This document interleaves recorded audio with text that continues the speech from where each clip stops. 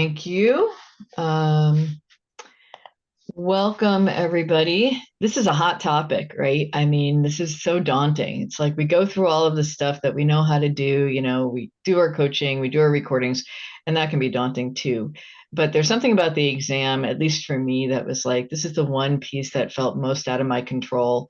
And so I found it, I just found it kind of daunting, the process of it. So since I took it, in the last year, we launched this credentialing support committee, and it seemed like this is one of those things that if we can give you some insight into what to expect, not specifically about the exam, but we are going to share some examples, but we're going to give you more information on like some of the things that you're going to want to study, some lots of resources, that sort of thing. I invited Brooke, who just took her PCC, to join us as well because we have some of us anyway, on the credentialing support committee have taken the exam, the ICF credentialing exam. But I didn't really feel like I wanted to be in the role of offering tips at the same time giving you specific information about the exam itself. So I thought maybe it'd be better coming from someone who's not on the committee.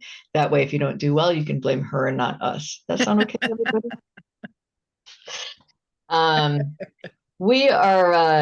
We're gonna dive in. Right now, Jean's going to be adding new people as we go. And before we're done, and I'm saying this for all of your sakes, but also for Jean's, but I want to make sure that I remember. So if I don't, that's why I'm saying it for Jean's sake. If I forget, Jean will remind me because she's amazing in that way. One of the things that I'm going to encourage you to do later is share your email with others who are going to be studying for the exam so you can have study partners. I had 2 study partners when I went through it, and I felt it made a world of difference. I also, one of my study partners was someone who had taken it previously and hadn't passed. And then after we did our studying together, she did pass. So I think it can make a difference. So again, I'm not saying, I don't know what's going to help any one person, but I know it helped me. So if that's something you're interested, at some point toward the end, just make a point to connect with others by sharing your email if you're interested in forming a study group. It's important enough for me to share this at the beginning, so I make sure I don't forget it. Okay, off we go. The infamous question, can everybody see my screen? And everybody, just a few nods is great, right? I mean, it comes back to, can you hear me now? Right, this is the new iteration of can you hear me now? So I just wanted to pull up, you don't really need the title page. I just wanted you to see, you all, I imagine, know exactly where you are in this, but sometimes it's helpful just to see where, what the whole picture looks like. But basically, the long and short of it, unless I'm wrong, I'm assuming everyone here is here to learn about the ACC, PCC/MCC, ACC exam or PCC/MCC exam. If anybody is here for the ACTC, we're not going to be covering that today, but we will be offering something in April to talk more about that. But for today's purposes, the ACC, PCC, and MCC are what we're going to cover. Questions are going to be monitored primarily in the chat. I probably will pause here and there to see if we can field some of those, but there's a lot of material, and I want to make sure you get all of the information that you need. So looking at this chart, the ACC exam and the PCC-MCC exam, the ACC exam is what's called a knowledge-based exam. It's based on the ICF core competencies and the ICF code of ethics. So when you're getting ready to take that exam, those are the critical things that you're going to be studying, and we're going to talk more about that. The ICF credentialing exam, the reason it's called that for those who are relatively new and haven't been here since the change is because it used to be there were different exams I'm sorry, it used to be one exam. It was just called the CKA. It was the Knowledge-Based Assessment. And that's basically what I just described as the ACC exam. What happened is they changed the whole exam structure. So they rolled out this situational judgment exam, basically. So it's reasoning. You get a coaching scenario, and you have to reason out what the best and the worst options are, as from the four options. I'm not going to get into that in this moment, but I'm going to show you what I mean in a few minutes. Anyway, so that CKA exam was changed to the situational judgment, situational reasoning, and that became the exam for all credentialing, or at least ACC, PCC, and MCC. Then, thanks to a lot of feedback from ICF members, they realized ICF rejiggered the ACC exam, because what they realized is that the PCC and MCC level credentials are people who are more likely to be doing this, maybe not full time, but most of the time, a lot of the time. I mean, you have to have 500 plus hours to be able to apply for your PCC and 2,500 for your MCC. So the general assumption is that the majority of people going for their credential, that level credential, is probably working full-time or nearly full-time as a coach. So situational reasoning questions make more sense, because these are things you have now had more experience around.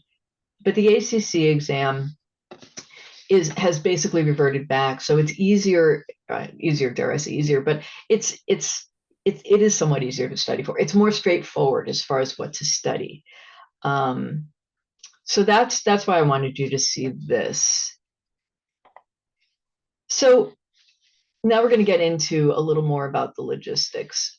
The ICF exam, both exams are taken at Pearson VUE or through Pearson VUE. Pearson VUE is it's a testing center, if anyone's familiar. And there are locations around the state. I've given you the locations here. And it's exactly, I wanted to include the picture because when I saw the picture, it helped me out a lot. I mean, Linda, your slide didn't advance. Oh, you're not? Oh, okay. No, we're still seeing the chart. Okay, thank you. In that case, can you see it now? The logistics? Yeah. Okay. Yeah. All right, then we're going to stay here instead, if no one minds seeing all the stuff on my screen. But I will make it a little bit bigger. How's that? That okay? All right, that helped. Thanks. All right. So the Pearson VUE, which you can see here, and there's a picture of it. This is what the test center looks like. The person sitting in the middle is just basically the proctor. That's the individual who is keeping an eye to make sure that that you're not checking your notes or anything along those lines.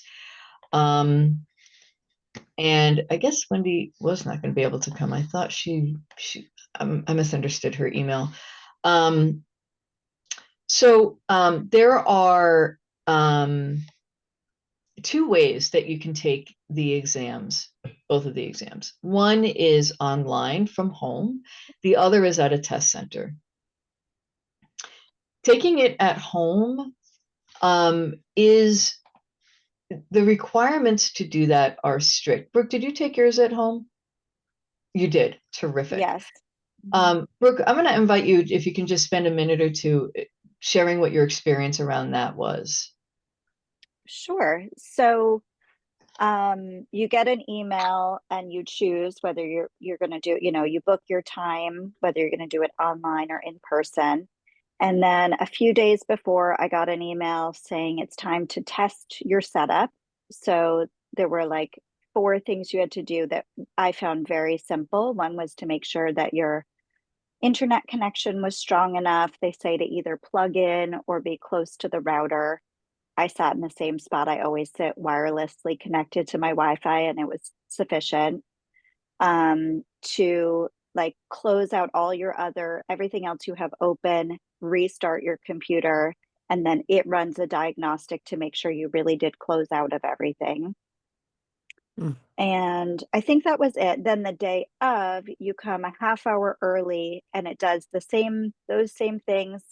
And then you actually talk to a live person. You move your computer around to show what's on your desk. And so I sat at my dining room table and I just took every single thing off of it. I had tea and I had water, and like I had a scrunchie and he made me get rid of the scrunchie. So like you literally can't have anything on your table, but there's a whole bunch of other stuff further away in the room, which I was worried, like, do I have to sit in a closet? I don't know, but you don't.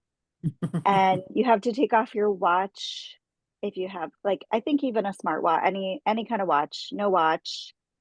I think that's it in terms of like setup. Thank you. Sure. The other thing to know about that is, so the requirements for that are they're making sure your computer is set up properly and so forth. I'm also going to show you, this is accessible to you. This is a one sheet that basically is on it's in this document, and we're going to put this document up on our credentialing resource page, which is on ICF-CT.org under resources. You'll see credentialing support. And this shows you the two different pathways. I tested my computer. I have a strong internet and so forth. I have a quiet space. I don't mind being monitored, while I do this.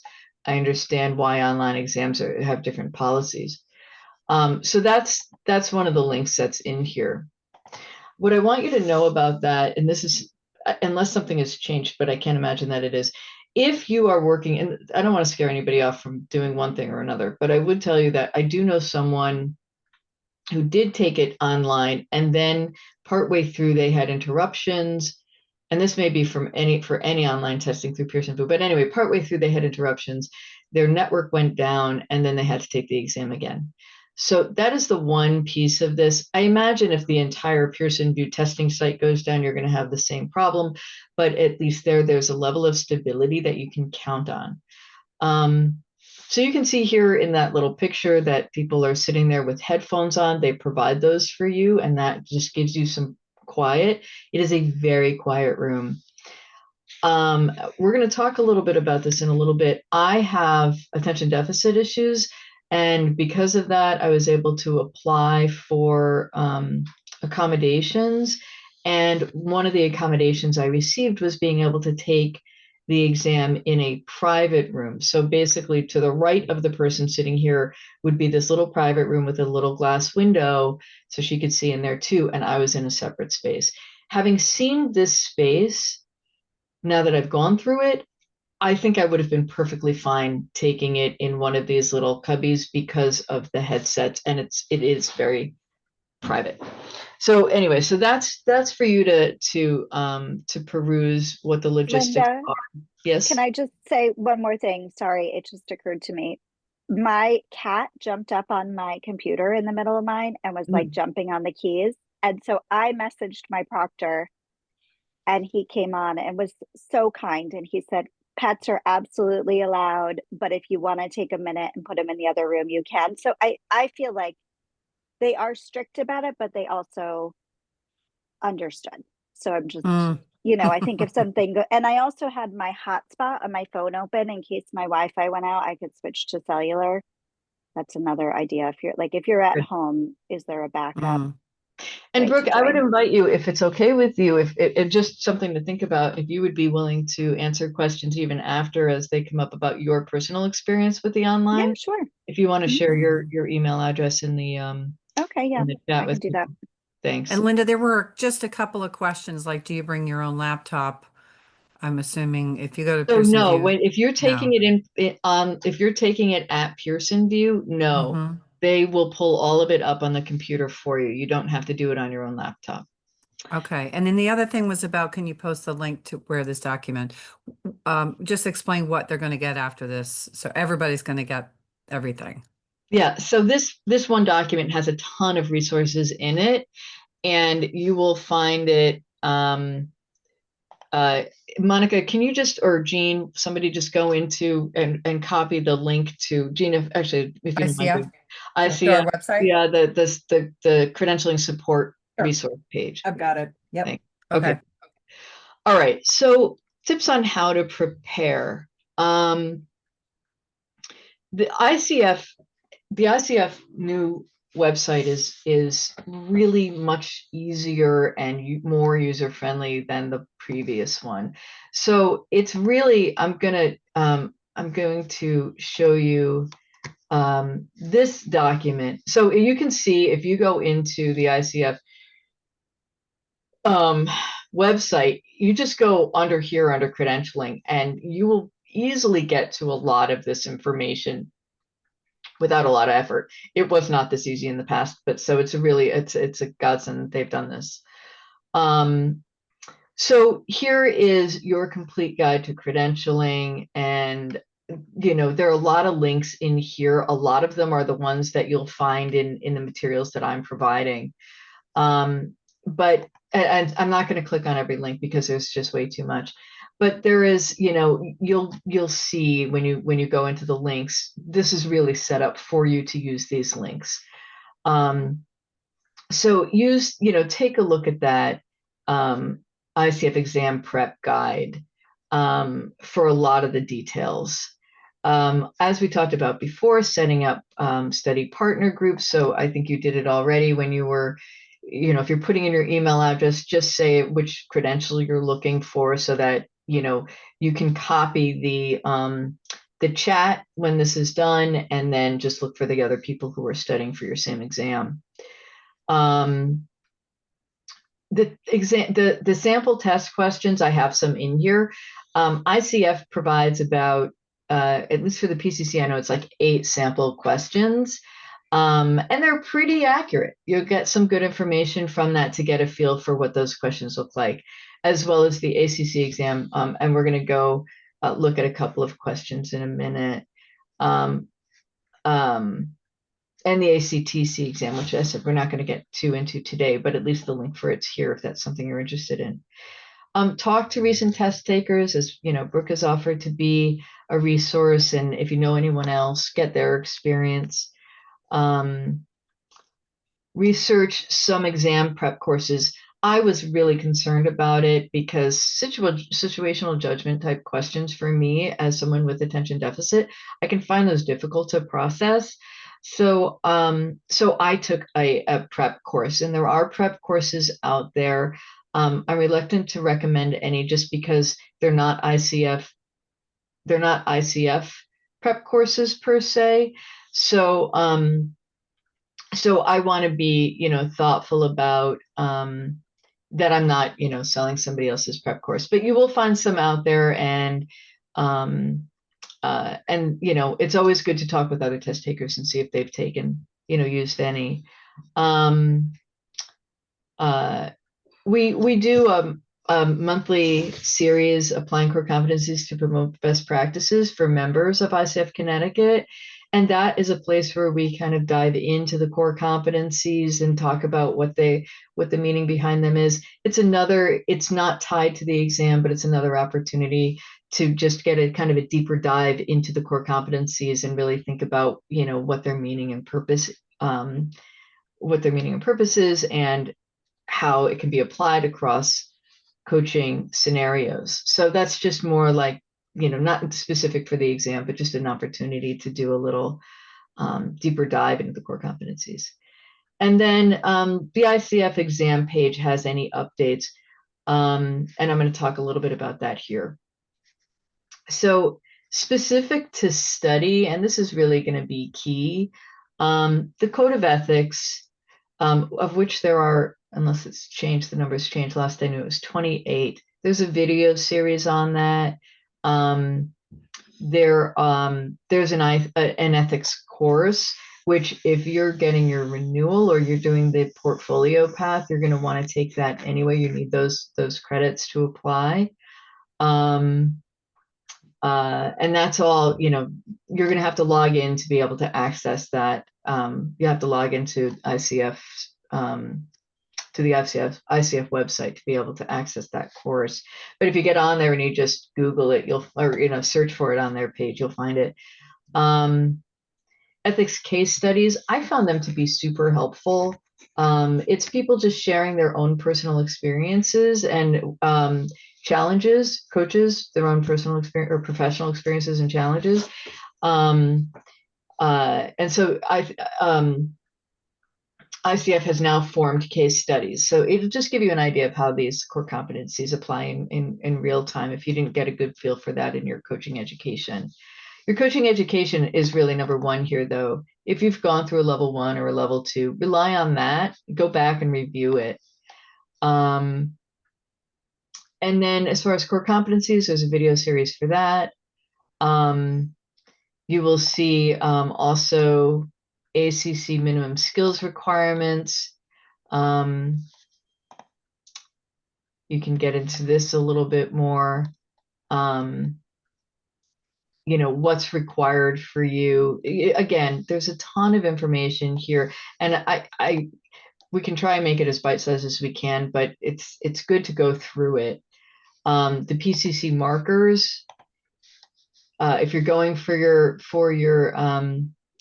PCC or you're taking the credentialing exam, any place where you're looking for something and you're not sure, over here where it says view this resource, this is where the meat of it is. And here it gets into, what are the PCC markers? And what they basically are is they dive into, it's a more thorough explanation of the sub-competencies, the ICF core competencies, sub-competencies. So that's really where you want to just take a look. This is also a good study resource. I'm going to pause in a minute for questions, but this document is good for any coach to really get to know well. It's helpful for the exam, but if you haven't looked at this, even if you're not going for your exam right now, I highly recommend it. It gives you a real good understanding about when and how to refer to a therapist.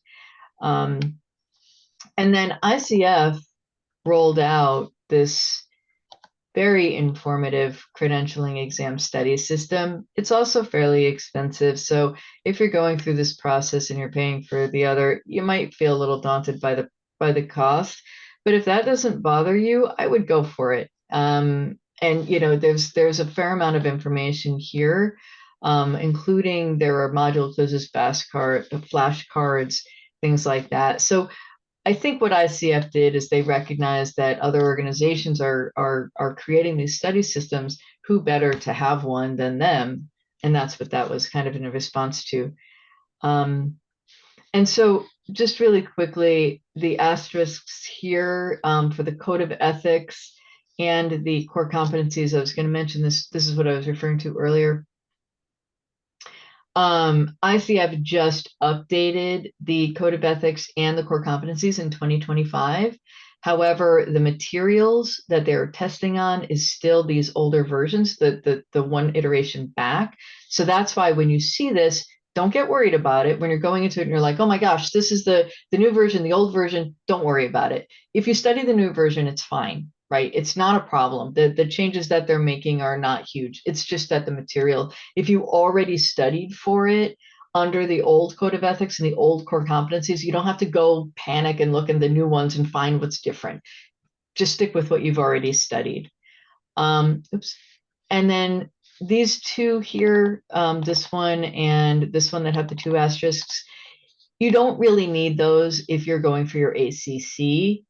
More information, if you can absorb it, go for it. But these three things are deeper dives into the code of ethics and into the core competencies. So it's not as important for the ACC as it is for the PCC and the MCC. I'm going to stop share and see if there are any questions before we go further. Give my voice a break.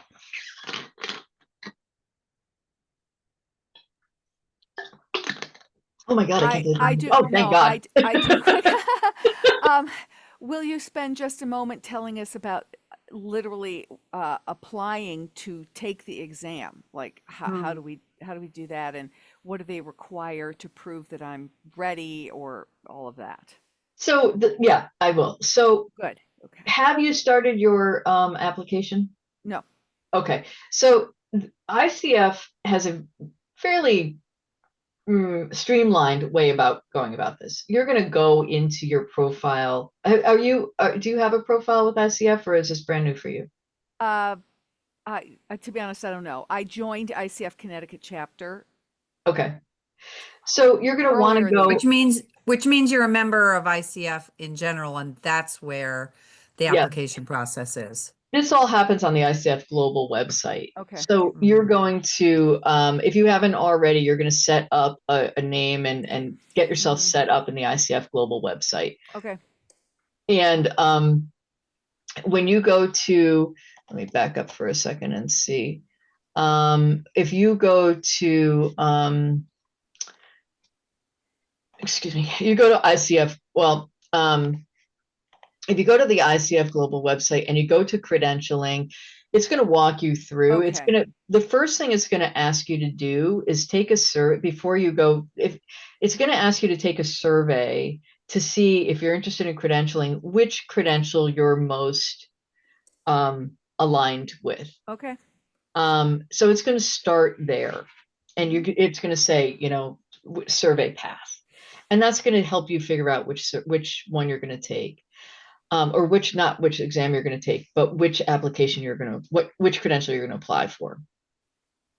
And then you're going to get set up. Once you're going to get set up in, once you're in your profile, once you have a profile set up on the website, that's where you're going to start seeing all the information of where you can start. You're going to upload your, some credentialing information and that sort of thing. And it's going to walk you through. You can't go to the exam until you've gone through all these other steps. Okay. Great. Thank you. Sure. One thing that's changed in November, that's going to be changing in this coming November in the application process for anyone who hasn't yet begun that. In the past, or right up until now, pretty much, you've had to upload all of your CCE certifications. So if you've taken like CCEs and you want those to count, to be counted, they would have to see backup paperwork. They no longer are requiring you to upload the backup paperwork. So you can just put in, you'll see what I mean. You just fill in the information about what you took, but you don't have to provide the upload. However, some coaches will be audited at random. So if you're audited, then you are going to have to upload that information, but otherwise you don't have to worry about it. You certainly don't have to start there. Naomi? Hello. Can you talk about the pilot? Okay, yeah. So the pilot exam, if you're willing to wait until the spring, I believe it's April, ICF is going to be rolling out a pilot exam, which is basically a hybrid of the ICF credentialing exam, the PCC MCC exam, and something like the ACC exam. So it will be part situational judgment questions and part knowledge-based questions. If you pass that counts. You don't have to, even though it's a pilot, it counts. It's the same as taking any exam. So if the PCC/MCC, aka the ICF credentialing exam, feels too daunting, or you're feeling concerned about that, you can wait. The level is for PCC and MCC. ACC, the exam is straightforward. It's the ACC exam. It's the other one that they're piloting. Can I just add on to that? When I was registering, it gave me the choice of the pilot or the old PCC. The pilot was going to be scheduling in April. And if you didn't pass it, then you could take the regular version, the old version, for free. So normally when you retake, you'd have to pay again. But in this one, if you didn't pass the pilot and wanted to do the other one, you could. And it says 4 to 6 weeks wait time to do the regular one, but I opted for that because I wanted it sooner. And then I could do it as soon as a week later. So that one, it is much faster to do the older one. Thanks, Brooke. Seta? I just wanted to confirm, so if I wasn't gonna go with the pilot, then it's just knowledge-based questions for the PCC? No, if you're not going to go with the pilot, it's situational judgment questions. So the ACC is knowledge-based, and I'll show you what the difference is when we get to that, we're getting there. The PCC/MCC, the one you're taking for that credential, is situational judgment, scenario-based questions. Yep. And the pilot is a combination of both. And that will, if it's successful, if they decide that that's going to be, if it's successful and it receives, high praise and they get good feedback on it, then that may be the new ICF credentialing exam. Okay. Somebody asked about CCEUs. Eliza did. So if you are getting your renewal, if you are renewing your certification, you do need to have additional CCEUs or CEUs. But if you are going from your ACC to your PCC and you have all of the education hours that you're required to do, which is 125, you don't need additional CCEs. I do, however, always recommend that you do, it's always great. It makes it a lot easier if you're going from your ACC to PCC that you are participating in some of the programs that cover that. Like, for example, the core competency one that we offer, you get CCEs for that. You get 1.5 CCEs, but don't do it because of that. Do it because it's a refresh. But only if, as long as you have your education hours, you don't need additional CCEs. As long as you have your education hours to meet the requirements of that particular credential. Yeah, and can I just say it in another way? If you're renewing your ACC or your PCC or your MCC, that's when you need the CEUs. And if you're renewing ACC to ACC, you have to have mentor hours and you don't have to take the exam. But as Linda said, if you're fresh application for ACC or fresh application for PCC or MCC, they're just looking at the schooling that you had, and it has to meet the requirements that way. Yeah, let me just go back really quickly. Or if it's portfolio, you might need CEUs. Yes, Yeah. portfolio, you do need CEUs. And this is a question that we could spend the rest of the time talking about. So I want to be thoughtful about our time. But let's just go back really quickly on this. So if you are getting your ACC, you need 60 plus hours, plus the rest of what you see here. And then when you see at the bottom where it says renewal, you need an additional 40 hours of CCEs. If you're getting your PCC, you need 125 hours. And if you're getting if you're getting the renewal of your ACC, as Monica mentioned, you also need 10 mentoring hours. If you're getting your PCC, you need 125 education hours, 200 plus education hours for your MCC. And, you can see what they need for coaching experience. With the courses, if you take a level 1 or a level 2 course, mentoring hours are included. If you do the portfolio path, your mentoring hours, you have to get them on your own. And as Monica mentioned, if you renew your ACC, you need 40 plus CCEs plus 10 mentoring hours. If you renew your PCC, you do not need additional, or MCC, you don't need additional mentoring hours. You just need 40 CCEs. Does that, hopefully that answers that question. And these are complex situations, so that you have these questions, not a surprise. And this, I'll share resources at the end that you can go on to ICF and ask them questions if we can't answer them. Linda, can I just ask a clarifying question? Sorry. Yep. So you had just said something about the portfolio path, that if you were going the portfolio path, then you need to submit your own mentoring hours. But then there was something you said about, and I think it's like training, like if you were doing training with somebody. Can you just repeat that part, like what you said before that? So I don't think I said it. I'm not sure what I said about that, but yes, if you are doing the portfolio path, you are basically cobbling together your training with whatever CCEs are needed to get you to the required 60 hours or 125 hours. You have to cobble that together. So, if you took a coach training class that was 60 hours and you're going for your PCC, you need to get those additional hours to get you to the 125. Whether that's however you get that, whether that's CCE hours or you get through other training courses or whatever, you have to cobble those together. If you take a level 2 class, you start with a class that's 125 hours. That gets you all the education hours that you need to go right for your PCC. You might want to get your ACC first, and you've got more than enough education hours to still get your PCC when you're ready. Okay, thank you. You're welcome. All right, so Monica, before we go further, you had kind of looked into the background of, is there anything here that I didn't cover that you feel like maybe needs to be covered?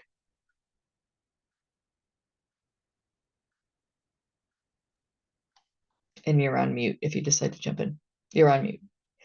Yeah, I just muted myself. Well, in preparing for today, it dawned on me there was a document years ago that included the difference, and Jean, you would remember this difference between ACC, PCC, MCC, and in this like shadow paragraph, they would say you will not pass this core competency in ACC if you do X, Y, and Z. Like if you tell the client what they're going to do, or if you advise the client, and what it dawned on me was all of those things are the worst case scenario. Like if you're studying for that PCC or MCC exam and you have to do situational, best choice, worst choice. The worst choice lives in where they were telling years ago, don't do that, And thank you for bringing that up. I did check with Yeah. ICF about an updated version of that. They don't have one right now, but they Yeah. are working on one. And when they changed from 11 core competencies to 8 core competencies, it's not that they only added one new one, and most of it was just reconfiguring how they were doing it. I'm happy to share the old version of the PDF that I have. I'll go into my Dropbox and put it in there, but you'll see that, if I think it's really it helpful. literally says what not to do. Yeah, I You mean, will- it's about non-directive, right? So as Monica's Yeah. saying, completely relevant and almost maps out worst case scenario. I love that you Yeah. brought that up. Nothing has changed in regard to you will not pass if you exhibit these behaviors. Right. And what they're And it was really talking about is that's for the recording, just so that there's clarification. right. That's when you're But doing it the also recording. it That's what that also has to document. do with the situation. It does. It does. Yeah. It does. But I'm saying that was created for when you're preparing for the recording. So Yeah. but it does give you a framework for this is you don't want to ever do this. So it's one other thing to be looking at when you're getting ready to take the exam. When you're getting ready to take the exam, you're going to have a lot of information in your head. Mhm. But it's not a bad idea to just have some idea of what you should be avoiding. And if you see it, it's a red flag. Yeah. We'll talk more when we get to the PCC exam, but we don't teach to the what not to do. We teach to what to do, which is why best case scenario is usually the easier of the two questions with every situation. We probably have a good idea of what to do, but we don't have the best idea of what not to do, like the worst case scenario. So anyway, someone test out that link and see if it works and if they're able to open it up. And then Thanks, Monica. It works. Thanks, Jean. So in the meantime, so the ACC exam, this is the format. And anytime you see something that is underlined, blue and underlined, it's a live link. But this is the format of the ACC exam. It's a 90-minute exam. You get an optional break. 90 minutes, you might be able to plow through. It might not be a big deal, but if you feel like you want to take a stretch, you have that option. And and now, as I said, it's included. So it's actually, if you do take up to 10 minutes, it does cut down your time. The total exam time is 90 minutes. You get 60 multiple choice questions divided into 2 sections. As we said, it's knowledge based, and you're going to choose, it's multiple choice. So you're going to choose the best out of 4 answers. And I'll show you an example in just a second. And then here it shows you what this all looks like, broken down, and your scoring range. 460 is your passing score for both ACC and the credentialing exam. The ICF credentialing exam, which is just confusing, and I hope they change the name soon. But that's the one for the PCC and MCC. So the content, here's the breakdown: ethics, definition of and boundaries of coaching, coaching competencies, strategies, and techniques. Again, the 3 things you really want to be focused on when you're studying is any education that you received, any coaching education that you received, plus the core competencies and the ethics. And here's an example of a question. After 2 months of a 6-month coaching engagement, a client begins missing appointments and not following through on agreed upon actions. Which is the best approach to take? Terminate the coaching immediately, ignore the issue for now and hope the client gets back on track, refer the client to a colleague who may be a better fit, or explore with the client whether or not to continue coaching. I hope all of you are looking at explore, because that is one of the key words when you are taking the either exam. Explore is a partnered adjective or verb rather, and that's welcome, right? Open-ended, gives you an opportunity to be with them. It keeps the conversation being client driven or partner driven. That's just a good thing to keep in mind. So that that's an obvious best answer. Getting into the PCC and the MC, also known as the ICF credentialing exam. This is 180 minutes with a 10-minute optional break. You get 78. You'll have 78 multiple choice questions, and it was 81, so they actually reduced it a little bit. It's situational judgment, as I mentioned before. You're going to choose the best and the worst. So the way it looks is when you get the question will pop up. I'll show you what the question looks like. So, a client comes to a session appearing stressed. When the coach asks what the client wants to talk about, they list a few things here. You can see planning an event they're planning at work, a large family engagement they're organizing, or caring for their aging parents. What should the coach do? By the way, when I took this practice test, I got this one wrong every time. Anyway, so the way this works is a question's going to come up, and then you're going to get the answer options. The first time it comes up, you're going to select the best answer. Then the question's going to come up again, and it's going to give you the worst answer. Or it's going to ask you for the worst answer. So it's going to look the exact same way. 2 questions, question 1 and like 1A, effectively. I think it's actually, I forget. I think it's still question 1. I forget how it looks. But they'll ask you the same question twice. And that's just the way their system is set up. You can't just select best and worst. You have to select best and then go into the next screen, and you'll then select worst. But it'll look the same. It'll be the same questions with the same number of options. Linda, if I could just chime in, the way it looked when I did it just now is there were 2 boxes, one that said best and worst, and you drag your best into the best box and you drag the worst into the worst box. And that's good to know. That may be because you were taking it from home, or they may have updated it. So I'm not sure which. So anyway, you have these sort of asking and acknowledging, and this one, number 3, acknowledge that the client has shared 3 significant challenges, and ask what they'd like to explore first. You've got explore in there, you've got acknowledge, you've got ask. This is a nice warm and fuzzy partnered one. I'm not going to tell you what the right answer is. If you go on their website, you'll get all of these questions. Let me just show you. Hey, Linda, I have a quick question. Yep. Go ahead. I'm going to ask it while I pull up this. Yep. And you may not know the answer to this. I don't know. I'm just curious. Are there Is there different scoring for the best and the worst answer? In other words, that one was an obvious one. What was the best answer? Maybe not so easy to discern which is the worst answer. So in other words, if you get the best answer right and you get the worst answer wrong, is there different scoring? That's a good question. Not to my knowledge. If there is different weightings, there may even be different weightings to the questions themselves. They haven't shared that information. Okay, I was just curious because if you get the best answer right and you get the worst answer wrong, does that mean you get the whole thing wrong? No, that's why it's based on 200. The range of scoring is 200 to 600. 460 is the passing score. So that's why I'm saying their formula for this may very well be weighted. I don't know what that looks like over there. Yeah, but right away, what you're saying is it probably is weighted because given that it probably yeah. is. But what I mean, I can't answer it because I don't know what the weighting is.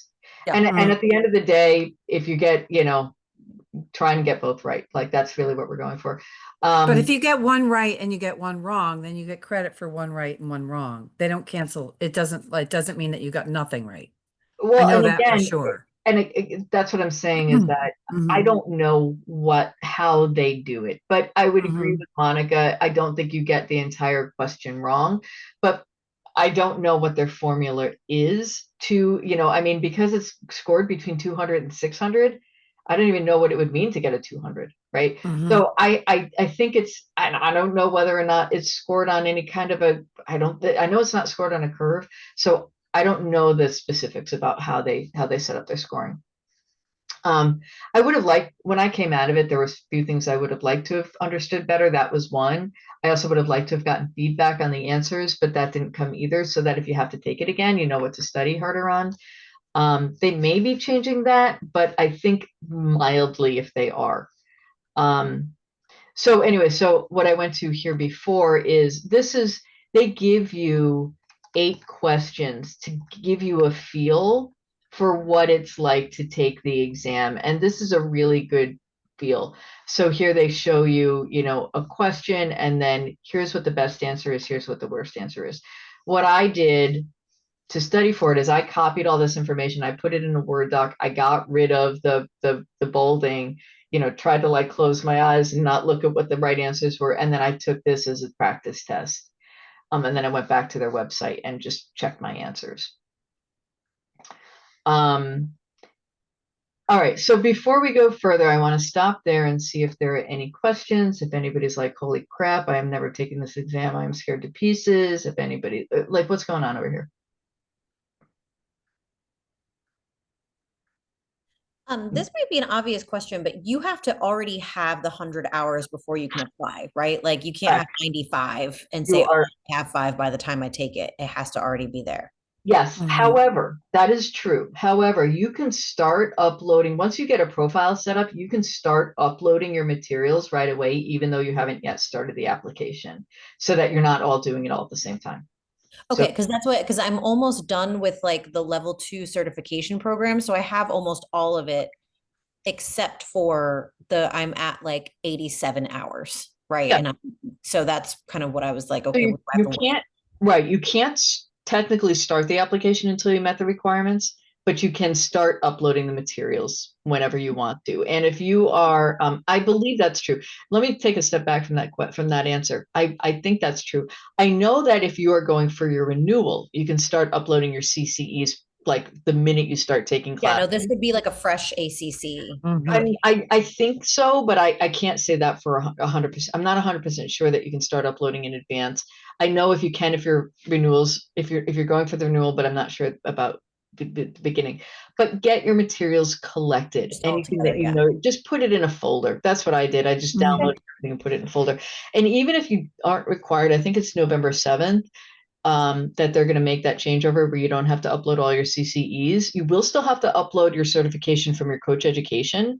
You just won't have to do the CCEs if you're going for the renewal or you're doing the portfolio path. I'm not sure about the portfolio path. It's the renewal. It's only the renewal. If you're doing the portfolio path, you're going to have to upload all of the education that you received to get you to the required hours.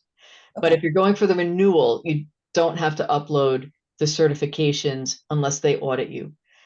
It's not a bad idea to keep all of those collected anyway, because that way, if you're audited, you don't have to scramble at the last minute trying to get all that information together and then be delayed. Okay, and is it Linda, can I just rolling? add something on that point? Because I was surprised going for MCC that they said that I need to re-upload, start all over again. Yeah. Any training that I've had, even though I got my PCC 9 years ago, whatever I had to get my PCC at that time in terms of training, and of course any renewals and all the requirements, you know, you Yeah. have to have so much training. Fortunately, I did save it all in a folder, but I'm just letting Mhm. people know now, make sure once you get And your hold on to it. credential, like your ACC, woo, I'm great.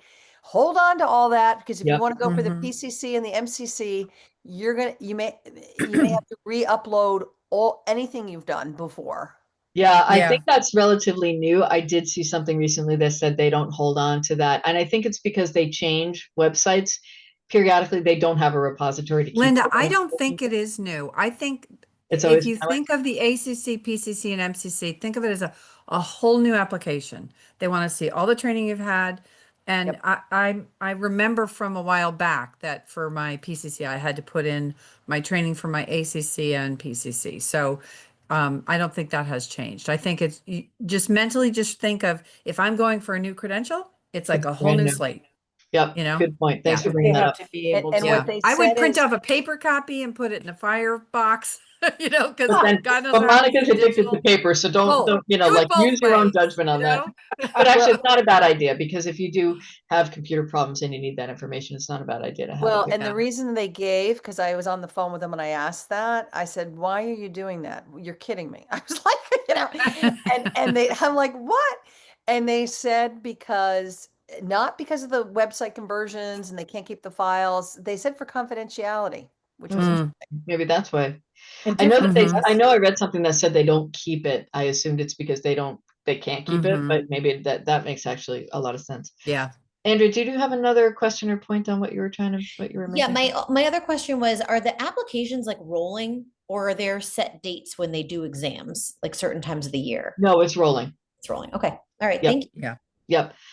It's your exam can, so it's a good question. So you can, what will happen is once you have gone through all the requirements, if you're, let's say, going through, let's say you're going to get your ACC exam and you're doing the portfolio pass. So you didn't get the recordings approved in your education and you have to provide new recordings.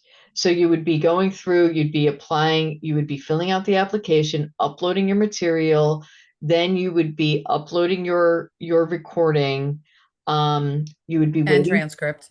with the transcript, you'd be Yeah. waiting for them to get back to you whether or not they approve it. If they approve it, then they will let you know and everything else is, all the boxes are checked, and you'll see they literally will show you tab by tab if this is done, if this one needs to be done. Once everything else is done and the only thing left is the exam, they will then send you a link to schedule. You have 60 days from the time that link comes out to schedule your exam. If you need more time for some reason, you can go back and ask them for more time.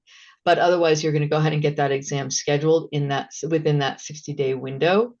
Now, when I was going for accommodations and needed that separate room, it was like 3 months before I could get a reservation for it. So I had to get an extension. Eliza.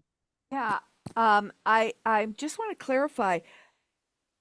I'm supposed to send my recording in?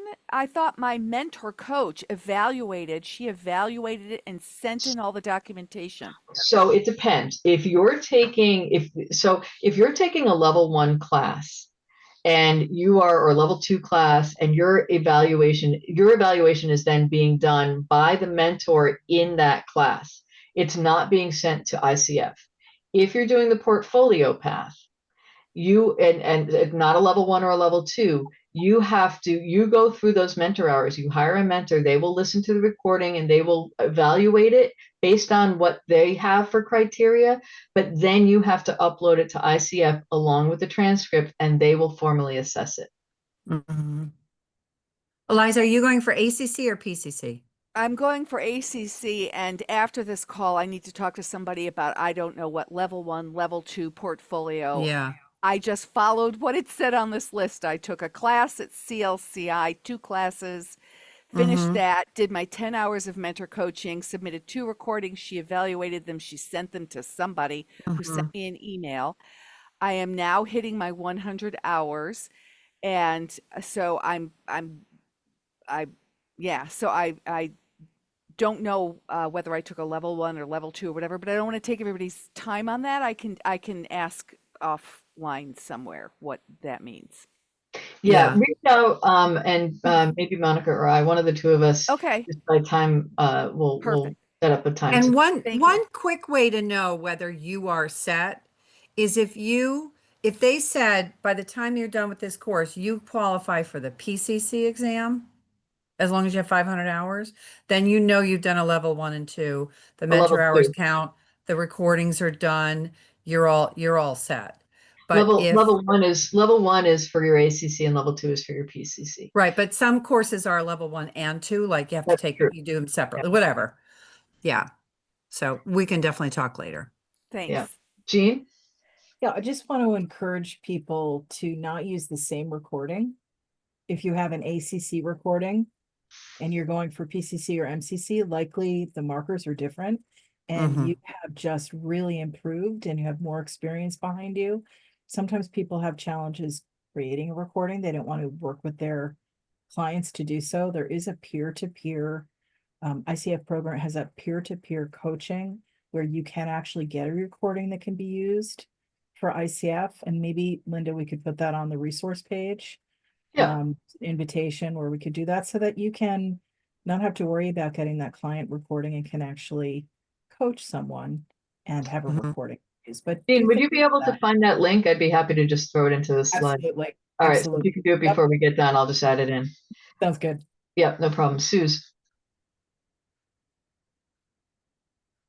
Yeah, I just have a question, and I don't know if you can answer this, but I'm curious, because when I got my PCC, it was 750 hours.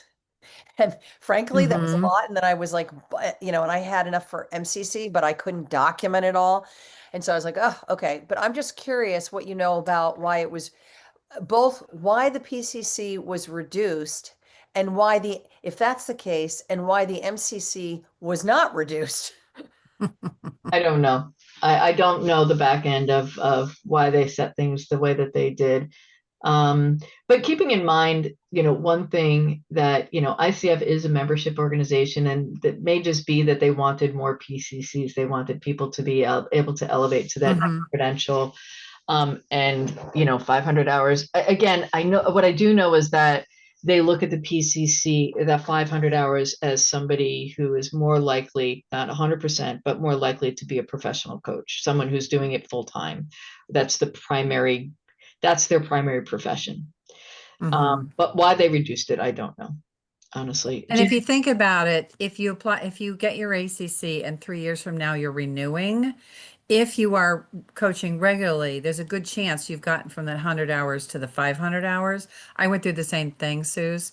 And I was like, why did they reduce that? I think it's because they wanted to make sure that the next time around you could just go right for your PCC instead of having to renew your ACC and wait till you got to 750. So, That would be but you my, know what it does? Obviously, it gives motivation for the ACC, but for the people who, had 750 for PCC and right, have a lot of hours, the market's flooded with so many coaches. It's right, like, and obviously the measurement is counting hours, yes, with the recordings, but right. really we should be measuring impact. But Yeah, that's yeah, another conversation. And that's, right. yeah, not for this group, I don't think. Um, not that it's not a stimulating conversation, but I don't think we're in a position to make that change. Jean, did you have your hand is still up? Oh, no, we'll just put it down. Okay, thank you. All right, so we're in good shape. I want to get to a little further along here. All right, so let me just go back. Do you want to give the answers or no? No, I don't want to get into the Okay. specifics. That's all. You can take a look at all that on your own. All the information, all the answers are given on the ICF website. But that the only thing I did want to say about that is when you look at acknowledge, this third one, and you see acknowledge and ask and explore, there it's so juicy with good stuff that you'd want to have as part of that partnered conversation, that it's something to, that would, to me, that would be kind of an obvious one. But you'll be surprised when you're taking the exam. Sometimes the questions are just, I think the questions in these are more obvious than they actually are in the exam. And I want to say that the exam is set up so that not everybody, they don't want anybody to get 100%. I think that there are times that there are questions that you're just like, this doesn't make sense. One thing I do want to say about the exam, which is really important, when you're taking it, you have the opportunity to flag questions that you want to go back and review later. Flag the heck out of it, but do not skip any questions, because if you run out of time and you can't go back, that's a 0 on that question. So answer everything, even if you're not sure, and then flag it. And then if you have time, you can go back and double check. So this is for the ACC credentialing exam, which is also what I call the PCC and MCC exam. Your total time is 180 minutes. You get 78 situational questions. You have 2 minutes and 7 seconds per question. Now, why does that matter? It only matters because it helps you gauge how far along you are and how much time you have left. So when you are going through, if you're taking practice exams, practice tests or whatever, just kind of time yourself a little bit and see how long it really takes you, right? When some of the questions, as you saw in that page on the ICF website that had the sample questions, they can be kind of, the heavy questions. So, read them, but just be conscious of how much time you're taking as you get, further along. Sometimes if it's, it's possible not to get all the way through. So that's why flagging is great. Get through the exam. If you have time, go back and double check, and you'll feel better about it. Rather than like slowing down a lot. Try and keep pace with the exam. So you'll get 4 minutes of instructions, 39 questions. In 83 minutes, you get an optional 10-minute break, and then 39 questions in 83 minutes. And then the scoring. Now, just know when you're done, you will get your score one way or another. I thought mine was going to pop up on the screen. It did not. I had a little panic attack because I thought, oh my God, it didn't get registered and I'm going to have to take the exam again. But I went up to the desk, asked them about it, and they printed out the results. That was this, I don't want to say the scariest moment of my life, but I got to be honest, my heart was racing. It was like, if I have to take this thing again. One thing to know, even though this exam is hard, don't worry about getting 100%. People, I don't believe anybody, if anybody got 100%, I mean, it's possible, I guess, but some of these questions I think this exam is set up so that you probably won't get 100% of the questions right. And you'll know what I mean when you go through it. But 75% of the people who take it, 3/4 of the people who take it, pass it the first time. If you take it a second time, 12%. So then you're at 87% of the people who take it pass it the second time. So odds are in your favor. Try not to panic. Use your gut when you're answering these questions. If you're not sure, just do a gut check. And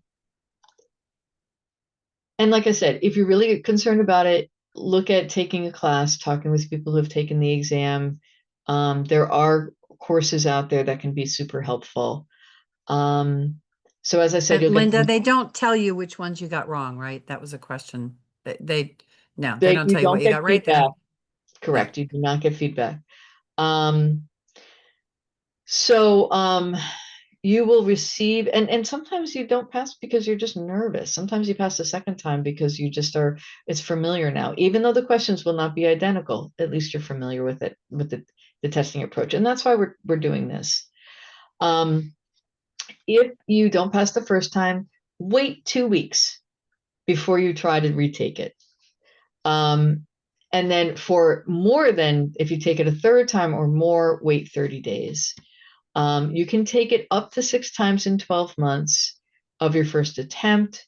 And then after that, you can take it up to 6 times a year. Obviously, you know, we don't want you to get it. I mean, I don't, maybe people, you know, I think it's, well, whatever. Everybody's journey is their own. But there is a retake fee of $105. And that's really covering the center cost. I wanted to just talk quickly about accommodations. If you think you need accommodations, if you have language barriers, right, or, you know, English is not your primary language, it is offered in other languages, I believe. But if English is not your primary and you don't have another way to take it, you know, and you're going to be taking it in English, you can request language, you can request accommodations for that, and that can provide you extended time. If you have needs for additional breaks, maybe you're uncomfortable, you know, maybe you have a some sort of a disability or limitation of some sort of challenge, physical or cognizant, cognition, then you can request accommodations. They will decide what accommodations you will qualify for based on what you know, what your ailment or what your challenge is. That doesn't mean you can go, you can go back and say, by the way, I only got this, but I really feel like I need that. They may ask for additional paperwork. It'll be a conversation, right? So if you feel like what they provided is not sufficient, you can go back and ask, and they will send you an email basically to let you know that your accommodations have been approved and what they are.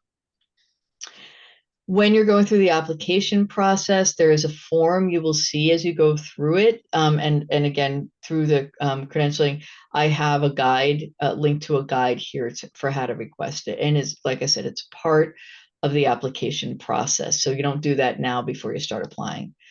What you'll be required to provide for proof, they will guide you. I provided a doctor's note. That was sufficient. Sometimes that's sufficient. A lot of times what they want to know is if you are working in an office environment and you have accommodations in your office, they're looking more to see that you're required, you know, that you need it in the office. And so that might be more looking for how is it showing up in your life. And as I said, they decide on a case-by-case basis. And then medical devices and comfort aids, there are a list of things that you can have with you on Pearson VUE's website, and there's a link to that here.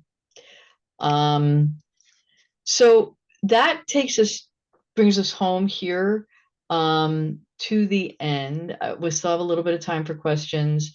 Here's what's coming up. And again, this is on what we're offering here, this top part. This is on our event page on ICF-CT.org. So you can find any of these, but there are links here that'll take you directly to register if you'd like to. A credentialing Q&A, the benefits of having a credential if you're debating but not sure. And then in April, we're going to be offering something on MCC and ACTC. And then support at coachingfederation.org is a great resource. It takes 24 to 48 hours to hear back from someone at ICF, but they will get back to you. And always feel free to use our email that this comes to me, the credentialing support at ICF-CT.org, but I'm supported by Monica and Wendy Parati, who is not here, and Steph Tischler are part of my committee. So between us, we should be able to help you get questions answered. And if we can't do it, a lot of times we'll kind of shepherd you through over to ICF Global. But again, always feel free to use the global support especially for questions that are specific to your application.